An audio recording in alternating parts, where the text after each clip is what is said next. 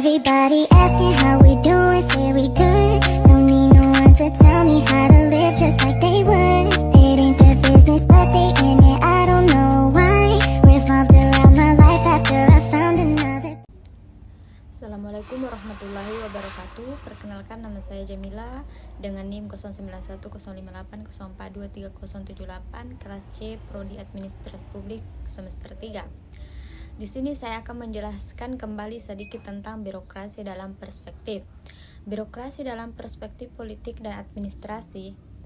Birokrasi adalah fenomena kehidupan yang setidaknya sejak abad 19 telah menjadi aktor sedemikian penting dalam sejarah umat manusia. Secara literal, istilah birokrasi itu sendiri mulai diperkenalkan oleh filosof Perancis Baron Grimm dan Vincent de Gournay dari asal kata Bureau yang berarti meja tulis, di mana para pejabat saat itu bekerja di belakangnya. Secara garis besar, terdapat dua pendapat yang memiliki pandangan yang berbeda dalam memandang eksistensi dan peran birokrasi, yakni mazhab kekuasaan dan mazhab kebutuhan rakyat. Mazhab kekuasaan. Mazhab pemikiran ini memandang bahwa penguasa yang kuat harus dilayani oleh para pembantu atau aparat yang cerdas dan dapat dipercaya atau loyal. Mazhab kebutuhan rakyat. Menurut mazhab pemikiran ini, birokrasi ada karena memang rakyat menghendaki eksistensi mereka untuk membantu masyarakat mencapai tujuan-tujuan tertentu yang telah ditetapkan bersama. Dengan demikian, yang menentukan ada tidaknya birokrasi dalam kehidupan masyarakat adalah adanya kebutuhan mereka akan lembaga yang bertugas menyelenggarakan pelayanan publik.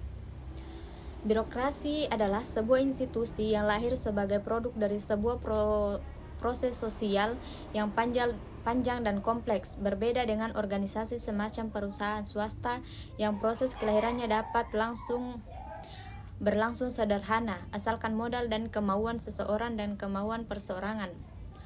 Organisasi birokrasi lahir dari serangkaian prosedur yang berliku dan menyangkut kontekstualitas sosial yang hampir-hampir universal pada suatu masyarakat.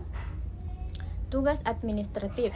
Tugas pokok birokrasi dalam penyelenggaraan kegiatan negara adalah untuk mengimplementasikan atau melaksanakan hukum dan kebijakan yang ditetapkan oleh negara. Ini artinya birokrasi memiliki tugas untuk melakukan fungsi administrasi untuk mengelola segala urusan pemerintahan. Hal inilah yang menyebabkan birokrasi sering disebut public administration, sementara kalangan eksekutif dan kabinet disebut sebagai government. Dengan demikian, tugas birokrasi meliputi berbagai macam tanggung jawab administrasi, mulai dari pelaksanaan program kesejahteraan dan pengamanan sosial sampai dengan mengatur kegiatan ekonomi, memberikan perizinan, melindungi dan menyediakan informasi kepada warga negara di dalam dan di luar negeri, memelihara fasilitas umum, memelihara kelestarian hukum dan sebagainya. Rekrutmen birokrasi. Secara umum ada dua jenis rekrutmen birokrasi yang dipakai di berbagai negara. Model pertama disebut dengan model rekrutmen tunggal, di mana rekrutmen dilaksanakan untuk keseluruhan pegawai negeri, bukan untuk pekerja yang spesifik. Model yang kedua disebut model rekrutmen departemental, di mana pola rekrutmennya cenderung untuk mengambil orang yang telah memiliki spesialisasi pengetahuan untuk departemen atau jabatan tertentu. Jerman, Perancis, Jepang, dan Inggris adalah contoh negara-negara yang menganut birokrasi tunggal dalam rekrutmen calon birokrat, sedangkan Indonesia, Australia, Selandia Baru, Amerika Serikat, dan Belanda adalah contoh negara-negara yang menganut model departemental dalam merekrut calon birokrat. Prinsip-prinsip pemikiran Weber. Weber memandang bahwa fenomena birokrasi dapat dilihat dalam konteks teori social action. Menurut dia, semua aktivitas manusia pada dasarnya digerakkan oleh maksud-maksud tertentu.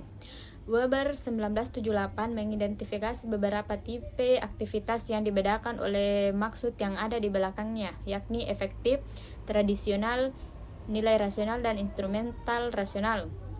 Merevitalisasi sistem kinerja birokrasi. Langkah untuk mereformasi birokrasi tidaklah dapat dilakukan secara parsial, melainkan menyeluruh dan mendasar. Ada tiga hal yang pokok untuk memperbaiki sistem kerja. Pertama, mengembangkan sistem jabatan fungsional dan meminimalisasi sistem jabatan struktural. 2. Mengembangkan akuntabilitas birokrasi. 3. Memperbaiki sistem evaluasi pengawal. Sekian dari saya. Wassalamualaikum warahmatullahi wabarakatuh. Thanks for watching.